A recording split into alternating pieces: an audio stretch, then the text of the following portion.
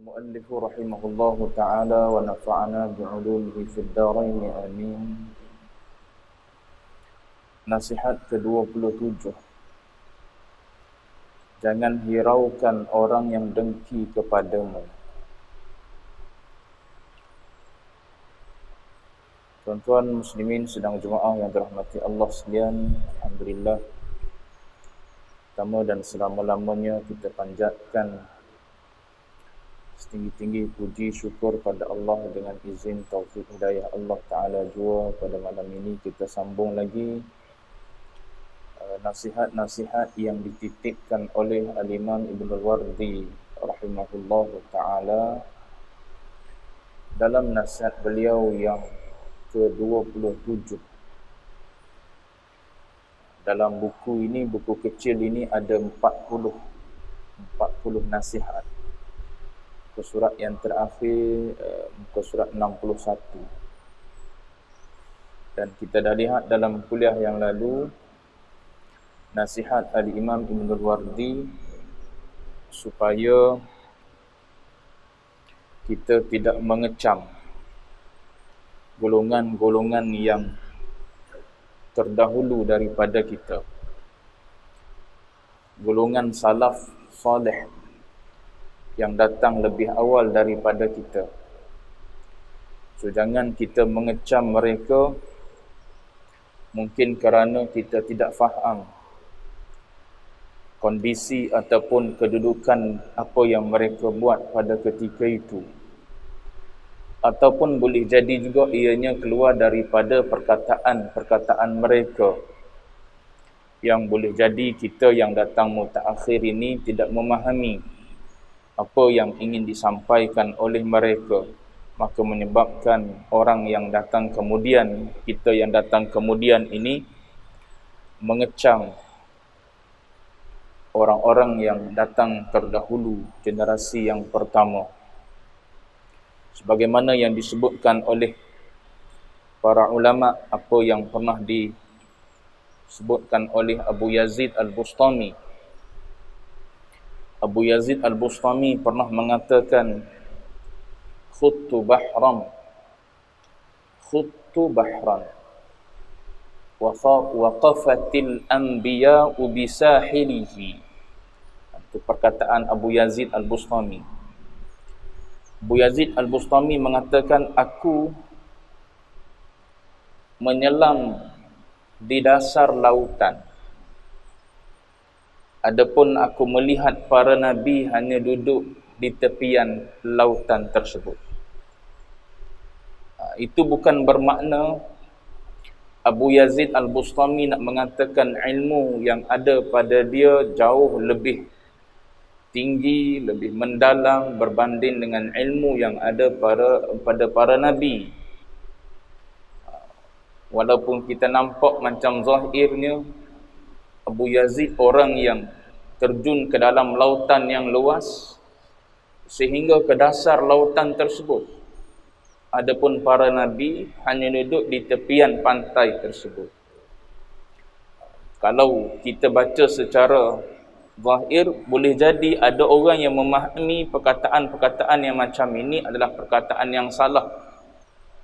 Seolah-olah mendakwa para awliya illahi salihin, wali Allah ini orang yang punya kelebihan lebih daripada kelebihan yang ada pada Nabi dan Rasul.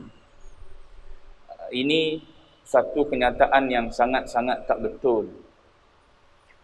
Kalau ada golongan sufi ataupun tasawuf yang mendakwa bahawa para wali kedudukannya jauh lebih tinggi berbanding dengan Nabi dan Rasul, itu kenyataan yang salah.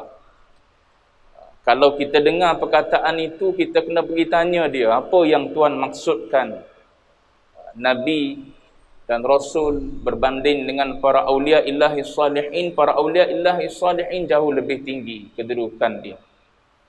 Sebagaimana yang tuan-tuan boleh dapati dalam kitab para awliya illahi salihin kenaan dengan fadilat selawat. Tuan-tuan akan dapati selawat Fatih disebutkan dengan fadilat pahala yang sangat-sangat besar. Tapi apa yang disebutkan dengan fadilat, dengan pahala yang sangat besar bila seseorang itu membaca selawat Fatih, bukan bermakna menafikan pahala yang besar kalau kita membaca selawat yang warid daripada Rasulullah. Tidak, ulama tasawuf tidak menafikan itu. Maknanya kalau tuan-tuan baca selawat Ibrahimiyah, ia jauh lebih afdal sebab dia warid daripada Rasulullah. Tapi adakah kita sanggup untuk menggunakan selawat Ibrahimiyah itu? Tuan-tuan pergi tanya orang yang tak nak terima selawat-selawat yang datangnya daripada para ulama. Rangkaian selawat yang dibuat oleh para ulama banyak. Maka ada mereka yang meletakkan selawat itulah sebagai satu amalan. Maka kalau kita tak bersetuju, tanya, adakah kita mampu untuk berselawat dengan selawat Ibrahimiyah dengan jumlah yang banyak? Pasti orang yang menolak selawat-selawat yang lain, dia pun tak berselawat dengan selawat Ibrahimiyah. Habis-habis dia selawat dalam salat je lah. Sebab apa? Selawat Ibrahimiyah ni panjang. Bila panjang, kita ni bukannya orang-orang yang rajin. Jadi ulama bagi kadang-kadang selawat yang pendek-pendek, tujuan dia untuk kita melazimi selawat tersebut. Dan kadang-kadang selawat yang diberikan itu selawat yang tidak warid daripada Rasulullah. Bukan bermakna selawat yang dibuat oleh para ulama hasil daripada ilham yang mereka dapat daripada Allah Ta'ala. Bukan bermakna mereka nak mengatakan itulah selawat yang paling afdal, yang lebih besar pahalanya, fadilatnya berbanding dengan selawat yang benar-benar warid daripada Rasulullah. Tidak. Jadi kalau tuan-tuan dengar kenyataan begitu, tuan-tuan kena tanya dia. Biar diperjelaskan. Begitu juga dengan perkataan Abu Yazid Al-Bustami yang mengatakan, aku menyelam ke dasar lautan, sedangkan para nabi waqafatil anbiya'u bisahilihi. Adapun para anbiya ni hanya duduk di tepian pantai tersebut.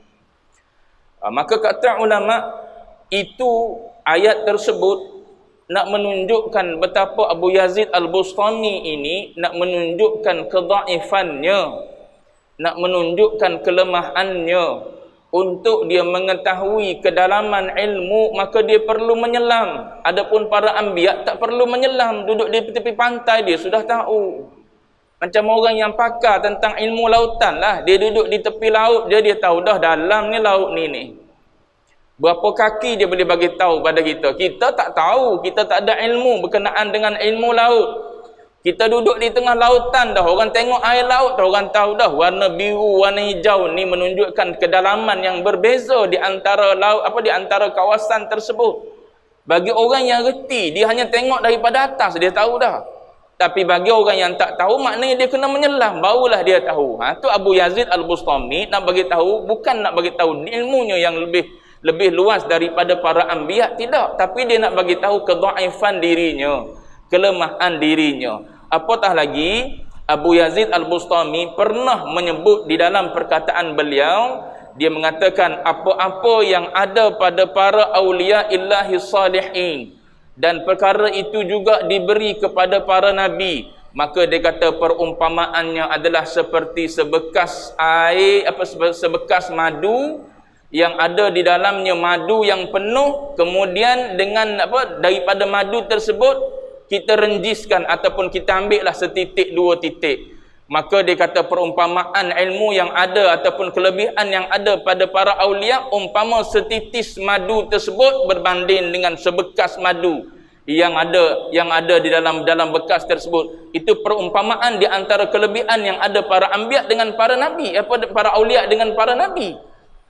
Itu perkataan yang pernah disebut oleh Abu Yazid Al-Bustami. Maknanya tidak pernah Abu Yazid meletakkan para wali jauh lebih tinggi berbanding dengan para nabi. Apatah lagi nak bandingkan dengan para sahabat pun begitu juga. Tak ada para wali mengatakan bahawa dia jauh lebih tinggi berbanding dengan para sahabat nabi. Kalau banding dengan Nabi jauh sangat mungkin. Dengan para sahabat pun, para awliya illahi salihin tak boleh menandingi kedudukan para sahabat Nabi. Sebab ada orang duk bicara dalam alam maya sekarang ni, Bila kita cerita tentang para wali, maka dia kata sahabat Nabi jauh lebih tinggi. Siapa yang menafikan kedudukan para sahabat Nabi? Kita tak pernah menafikan. Mana-mana sahabat semua lebih. Walau sekecil-kecil sahabat pun dia mesti lebih. Sebab apa? Kedudukan dia sebagai seorang sahabat tu sudah cukup untuk meletakkan dia tinggi berbanding para awliya illahi salihin yang datang kemudian. Tapi kadang-kadang orang bila dia tak faham, dia hentam dulu. Sebab tu kata ulama, la takhudh fi haqqi sadatin madaw. Jangan engkau mengecam generasi awal kalau engkau tak memahami kalam mereka. Kalau engkau tak faham apa yang mereka lakukan, maknanya kita kena rujuk, kena cari. Kalau masih ada murid-muridnya, jumpa dengan murid-muridnya, tanya murid-murid dia. Kalau zaman hari ni, maknanya kalau tuan-tuan dipertontonkan dengan video yang dah di-cut, tuan-tuan kena cari satu video full untuk tuan-tuan dengar secara jelas dulu perkataan tersebut disebut dalam bentuk yang macam mana, supaya kita faham, oh rupanya dia maksudkan begini, sebelum kita komen, kita hentam mereka. Ini nasihat yang disebut oleh Al-Imam Ibnul Wardi, untuk kita jadikan sebagai sebagai panduan. Yang ni kita dah baca dalam kuliah yang lepas. Baik, dalam nasihat yang ke-27 dia kata, wa taghafal an umurin innahu lam yafuz bil hamdi illa man ghafal. Laisa yakhlul mar'u an diddin wa in hawala al-uzlata fi ra'sil jabal.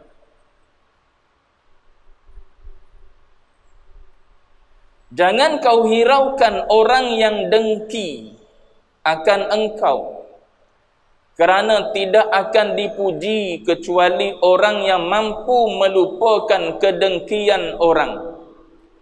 Seseorang itu tidak akan selamat daripada musuh yang dengki kepadanya, walaupun ia beruzlah, yakni bersunyi diri di puncak gunung yang tinggi. Ini orang yang orang yang dengki ini ada di mana-mana saja.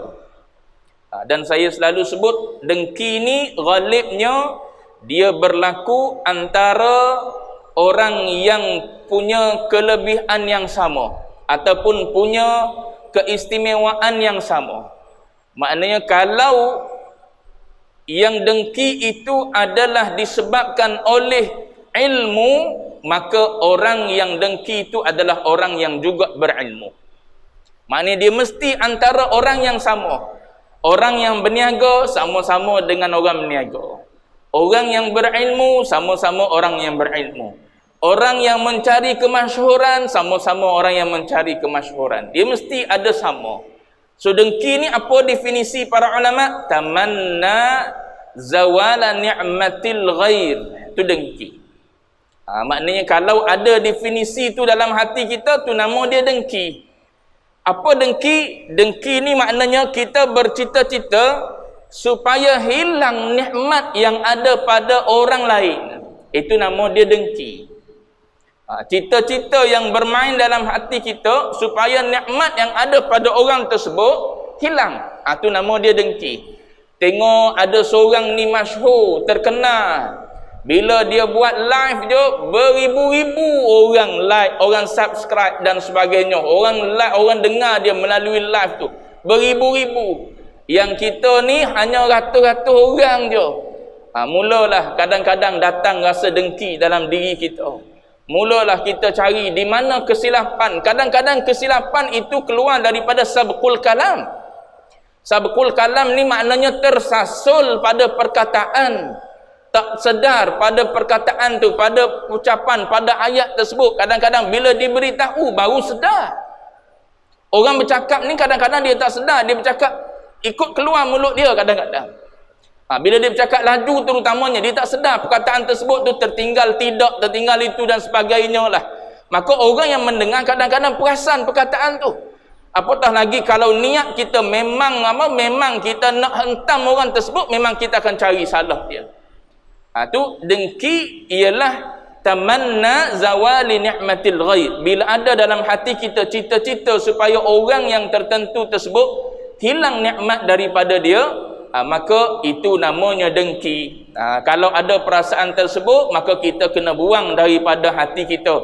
Kita kena bagi tahu bahawa semua yang ada pada orang yang kita dengki itu adalah datangnya daripada Allah Ta'ala. Sebab al-hasidu jahid, orang yang dengki ni sebenarnya orang yang engkar kepada perintah Allah Ta'ala. Dia dengki dengan seseorang. Adakah orang tersebut memperolehi keistimewaan, kelebihan dan sebagainya adalah daripada dirinya sendiri tanpa izin ataupun tanpa kehendak daripada Allah Ta'ala? Tidak. Mana ada orang boleh dapat sesuatu itu dengan bebas dia daripada Allah Ta'ala? Tanpa pemberian, tanpa anugerah, tanpa kehendak, tanpa kudrat daripada Allah Ta'ala, dia boleh dapat apa yang dia nak tersebut. Tak ada manusia yang boleh dapat benda tu. Semuanya atas izin daripada Allah Subhanahu Wa Ta'ala. Jadi orang yang dengki, maknanya dia tak nampak bahawa itu adalah anugerah Allah Ta'ala pada fulan bin fulan. Maknanya dia saat itu jahid, dia saat itu mengingkari anugerah daripada Allah Ta'ala pada fulan bin fulan. Sebab tu dengki ni sangat-sangat bahaya. Kenapa? Nabi sebut dia memakan pahala kebajikan yang kita buat. Al-hasadu ya'kulul hasanati kama ta'kulun narul hatab. Dengki ni akan memakan pahala kebajikan. Dia tak membatalkan dia tak membatalkan kebajikan tersebut. Maknanya kalau kita semayang kita sah, tapi pahala tak ada. Sebab apa? Dimakan oleh dengki.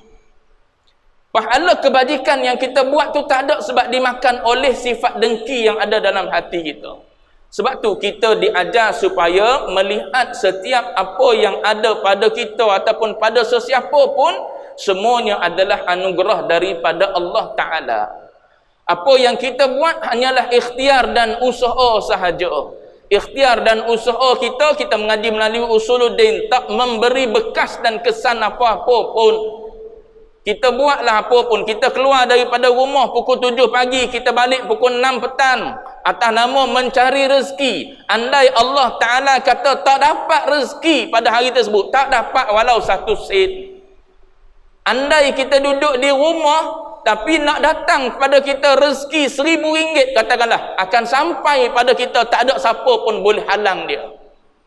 Walaupun duduk di seberang lautan, jauh di kutub utara selatan, kita duduk di selatan, dia duduk di utara, rezeki tu jangan risau, dia tetap akan sampai pada kita kalau hak kita. Tu tuan-tuan baca hadis kan, bila kita duduk di dalam bila kita duduk di alam rahim ibu, 40 hari dalam bentuk nutfah, kemudian 40 hari dalam bentuk alaqah, kemudian mudghah, cukup 120 hari ditiup roh. Bila ditiup roh, maka Allah Ta'ala suruh malaikat tuliskan pada manusia tersebut, antaranya ialah rezeki orang tersebut, fulan bin fulan tersebut. Sebab tu Allah Ta'ala mengatakan, nahnu qasamna bainahum ma'isyatahum fil hayatid dunya. Kata Allah Ta'ala, nahnu qasamna. Allah Ta'ala guna fi'il madhi. Fi'il madhi menunjukkan Allah Ta'ala telah selesaikan pembahagian semua benda yang Allah Ta'ala nak bagi kepada seseorang hamba itu di dunia ini. So apa yang dia dapat sekarang ni, semuanya adalah sudah ditentukan oleh Tuhan. Subuh-subuh kita duk baca fa innaka taqdi. Engkaulah yang mengqadakkan, engkaulah yang menentukan. Tapi bila kita keluar duduk dalam masyarakat, kita tengok orang ni lebih daripada kita dengki. Sepatutnya apa yang kita ucap pagi-pagi fa innaka taqdi wa la yuqda alaik, itulah jadi iman, itulah jadi pegangan. Ada siapa lebih daripada kita, tak dengki. Sebab apa? Itu memang anugerah Allah. Itu memang Allah Ta'ala nak bagi pada dia. Kalau Allah Ta'ala nak bagi pada kita, mesti kita akan dapat. Sebab tu ilmu bila kita perolehi tak cukup sekadar itu, perlu kita mantapkan kefahaman tersebut biar dia kejap di dalam hati pegangan. Barulah kita duduk di mana-mana pun kita tak jadi berdengki dengan orang. Tengok orang dapat itu, dapat ini, kita hak kita lah, kita dapat apa yang sudah ditentukan oleh Allah Ta'ala pada kita. Jadi kata Syekh Ibn Al-Wardi kata, orang yang dengki ni hatta sampai ke tahap engkau duduk di atas gunung pun, bersendirian pula tu di atas gunung pun orang dengki juga. Orang akan mengata juga, orang akan dengki juga. Dia tu nak beruzlah, sekian. Orang akan kata juga, walaupun kita ni duduk beruzlah menyendiri diri, tak ambil tahu tentang orang dan sebagainya, tetap orang akan mengata juga begitu begini pada kita.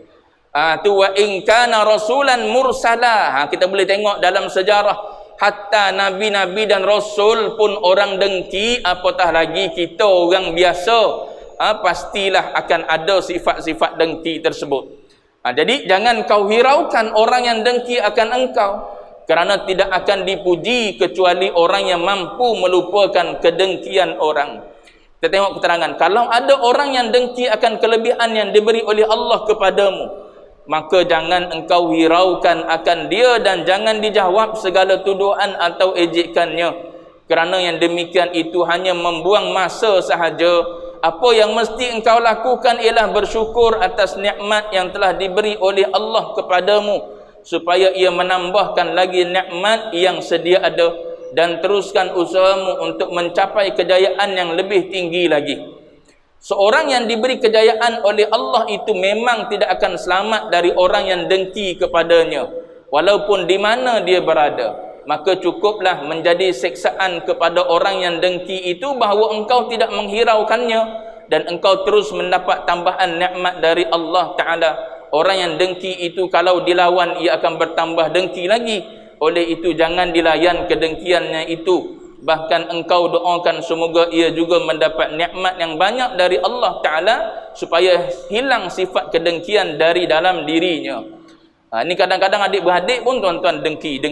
Adik-beradik sendiri berdengkian, padahal waktu kecil dulu tidur sebilik, tidur sebantar dan sebagainya lah. Baik.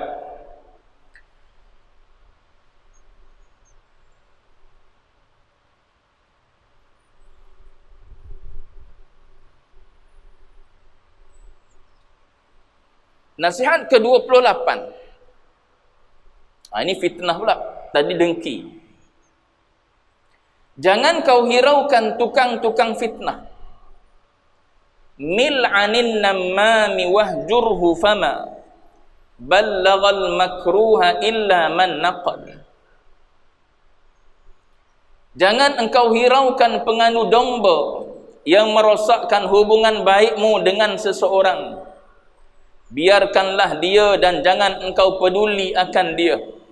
Maka kebencian itu biasanya datang dari orang yang suka mengadu domba.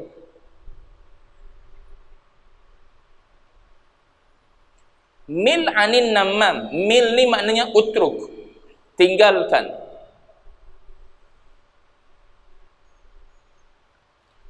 Anin namami, tinggalkan mengadu domba. Mengadu domba ni maknanya mengapi-apikan. Jadi batu api lah kita panggil namam. Namam ni kita dia definisi dia ialah seseorang itu menyampaikan berita untuk menimbulkan fitnah. Ambil daripada kita, pi sampai kepada si B. Ambil daripada kita berita ataupun cerita, sampaikan kepada B. Tujuan dia adalah liyuqi'al fitnah, untuk menimbulkan fitnah, untuk menimbulkan pergaduhan dan perbalahan. Baik. Dalam syarah bait ni, dalam bait ni disebut perkataan namam je. Namam ni maknanya batu api. Jadi batu api.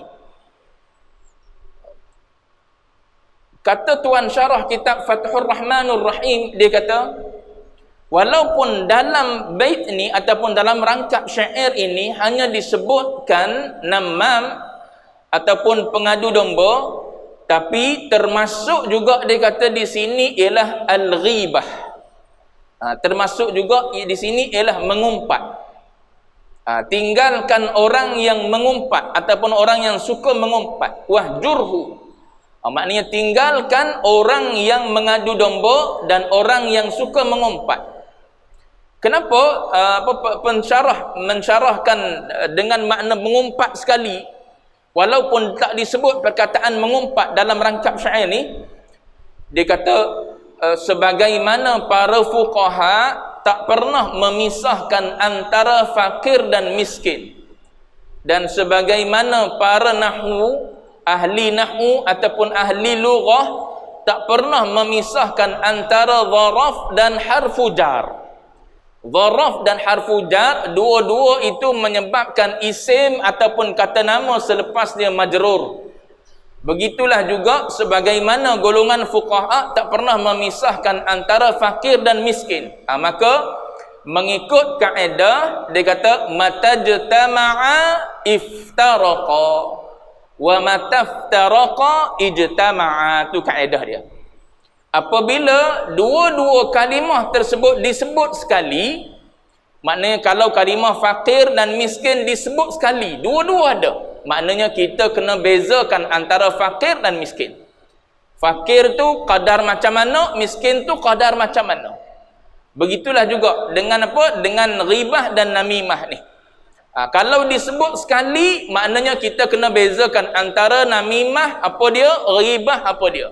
Tapi kalau tak disebut, dia sebut satu saja, maka ijtama'a, kita kena ambil sekali.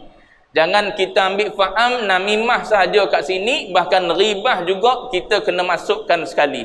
Begitulah juga kalau disebut fakir, masuk di dalam fakir tu adalah miskin. Tu berdasarkan kepada kaedah tu. Baik. Jadi kata Syekh, dia kata tinggalkan orang yang mengadu domba dan orang yang merosakkan hubungan. Sebab namimah ni hukum dia adalah haram, ijma'. Ijma' ulama mengatakan hukumnya adalah haram kecuali hajat. Maknanya ada hajat.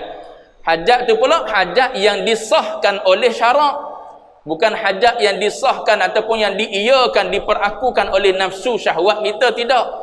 Hajat, keperluan itu diperakukan oleh syarak. Contoh, ada orang yang cerita pada kita, dia nak buat khianat, nak buat jahat pada fulan bin fulan.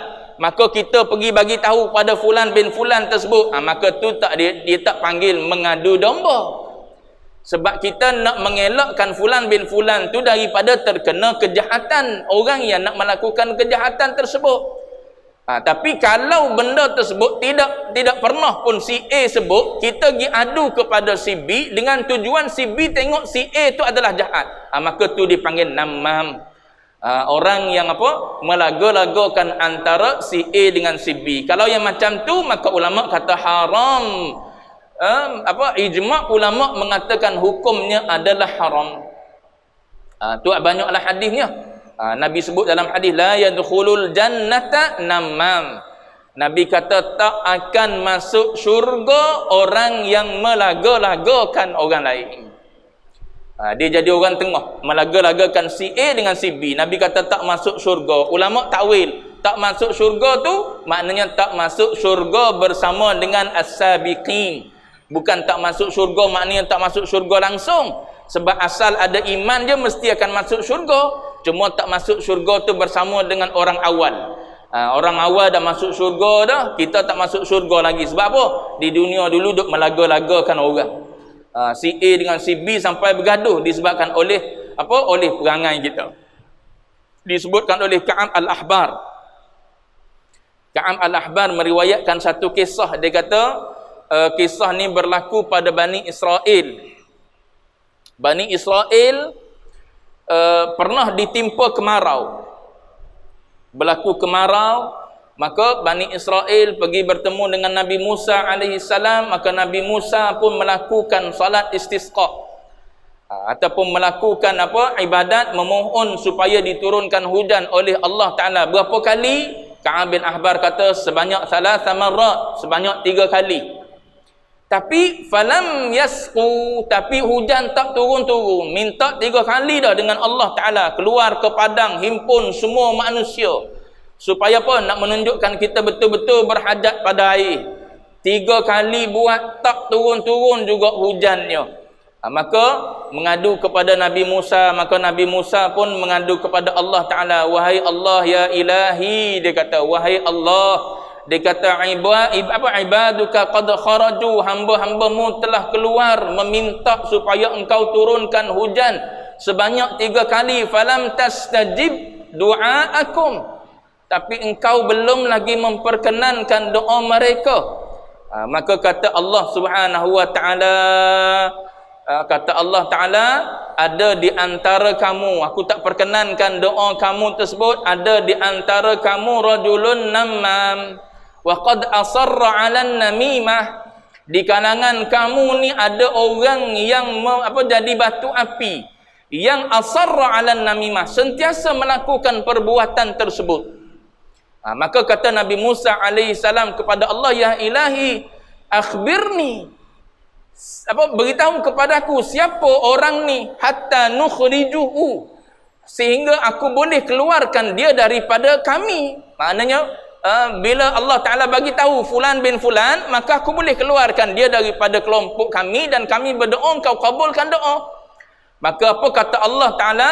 Kata Allah Ta'ala, anhaakum 'anin namimah wa akunu nammaman. Adakah patut aku melarang kamu daripada jadi batu api dan aku menjadi batu api? Itu Allah Ta'ala jawab kepada Musa alaihissalam. Allah Ta'ala melarang hamba-hamba dia jadi batu api. Kalau Allah Ta'ala sebut fulan bin fulan, maknanya Nabi Musa akan pergi berjumpa dengan orang tersebut, akan marah pada orang tersebut, bergaduh pula Nabi Musa dengan orang tersebut. Maka patutkah aku melarang hamba-hambaku daripada menjadi batu api, tiba-tiba aku pula yang jadi batu api? Itu Allah Ta'ala jawab. Ni kadang-kadang begitu lah. Kadang-kadang kita tak tahu fulan bin fulan yang betul pun, kita pergi mengadu kepada orang ni. Orang ni pergi bergaduh dengan si B, si A bergaduh dengan si B, disebabkan oleh kita yang menyampaikan berita. Apatah lagi kita tahu berita tersebut dusta pula, kita pergi sampaikan juga dengan tujuan untuk untuk mencetuskan pergaduhan di antara fulan bin fulan tu, dua orang yang asalnya bersaudara. Baik. Banyak lagi lah hadis-hadis berkenaan dengan berkenaan dengan celanya perbuatan namam ni, perbuatan membatu api ni. Baik. Orang yang mengadu domba itu kelihatannya seperti berusaha untuk menolongmu dan menyebelahimu, padahal sebenarnya ia adalah racun yang membunuh hubungan baik antara kamu dengan sahabatmu. Sebab tu Hasan Basri sebut. Hasan Basri kata apa? Man naqala ilaika hadithan, siapa-siapa yang bawa kepada kamu satu berita ataupun satu cerita tentang orang lain, kamu kena ingat dia akan bawa cerita kamu kepada orang tersebut pula. Siapa-siapa yang mendatangkan cerita kepada kamu, maka kamu kena ingat dia akan bawa cerita kamu kepada orang lain pula. Sebab dia jenis perangai gitu. Macam dia orang tengah, tolong sampaikan cerita. Kalau cerita tu tak ada apa, okey.